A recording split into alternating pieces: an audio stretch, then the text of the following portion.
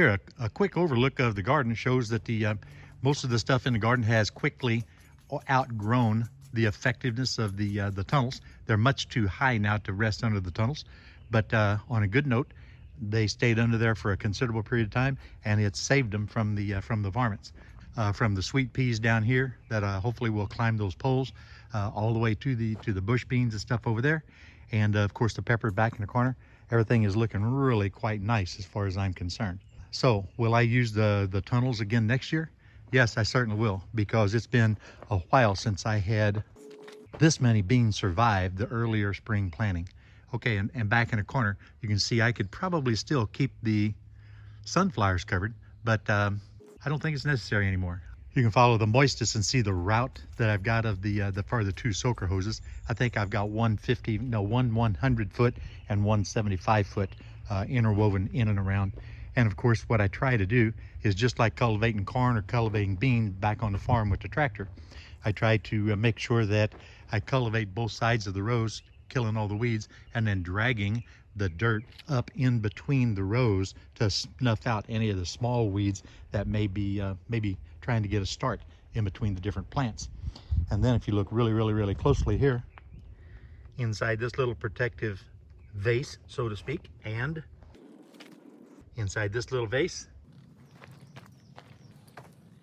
as well as little bitty tiny ones inside this one, more into here, and dispersed throughout the garden, you'll see these little cups.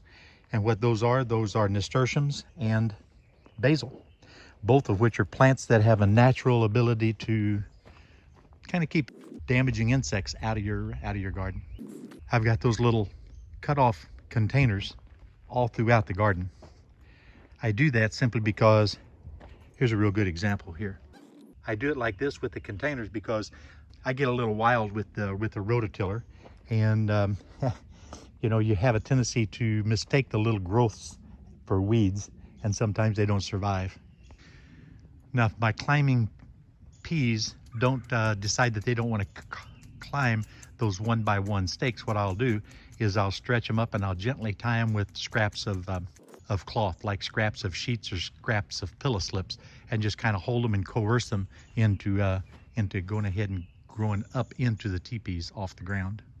And on a side note, I know most of you are aware of this, but right here, if you take a look at this branch right here, how the branch comes out, and then right out here between the main stem and this little branch is a second branch that goes shooting out at an angle. That's actually a sucker right there. If you were to pinch that off or snip it off with a pair of scissors and set that in a little pail of water or a little container of water, that will take or put it directly into the dirt, that will sprout roots and grow its own tomato plant and bear on its own. If you leave it right here, all it'll do is suck nutrients away from the plant, and it really will not produce a single tomato left the way it is.